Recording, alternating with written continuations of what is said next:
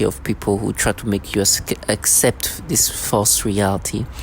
With me, this trash around me have been trying to make me subscribe of this manipulation, even warning me of tortures or whatever horror, in order to try to create this stimuli that that goes with, I should say, with the false memories.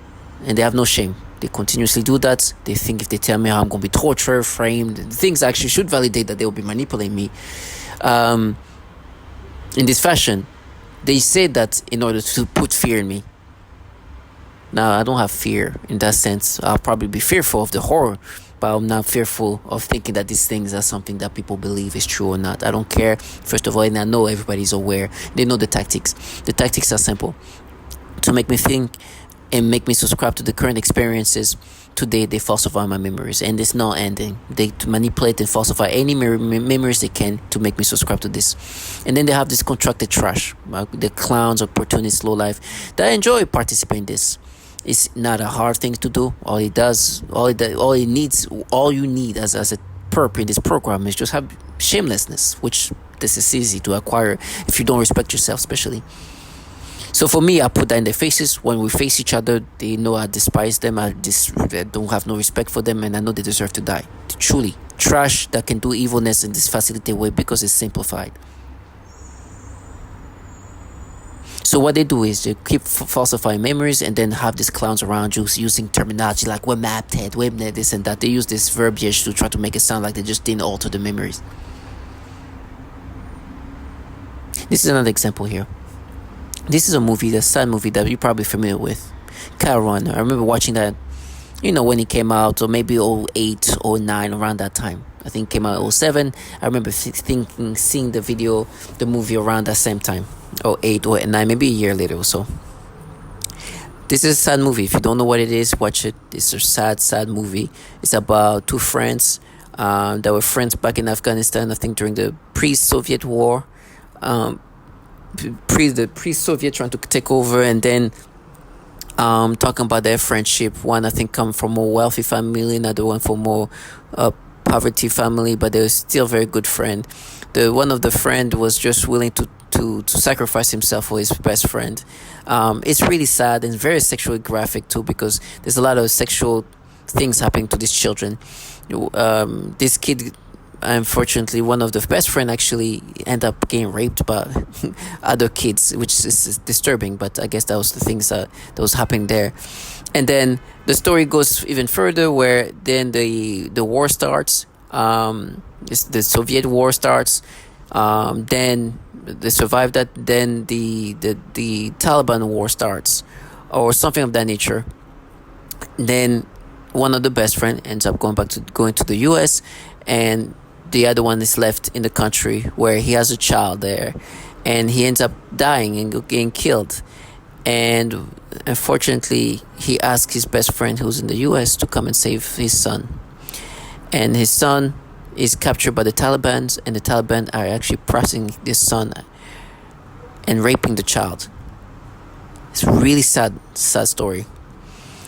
And what they're doing today is they make me think of this movie, make me think of the scene where the friend who comes back all the way to the US to save the son is brought in by this Taliban guy and brings the child, and the child is dressed in like a little girl, and they were raping this little boy, but this is not part of you don't see that. This is not seen, but you just see this little kid dancing. Really sad thing. They try to make me imagine some things that I don't think even happen in the movie, but most importantly, they're just forcing me to get sexual stimulation. And I remember seeing this movie, being sad about it, being disturbed and sad about it. What they're doing is just changing changing me to have the experiences. But in fact, they even try to gaslight me by saying, "Oh, but you don't remember if that thing happened, so that's proof that you got that sexual stimulation." They love to do that, where they try to disown me and try to put doubts by just playing with the details. Was this specific scene there? Oh, you don't remember? So you don't remember if the stimulation that was there. Oh, this pedo. So sad. And they do the same trash.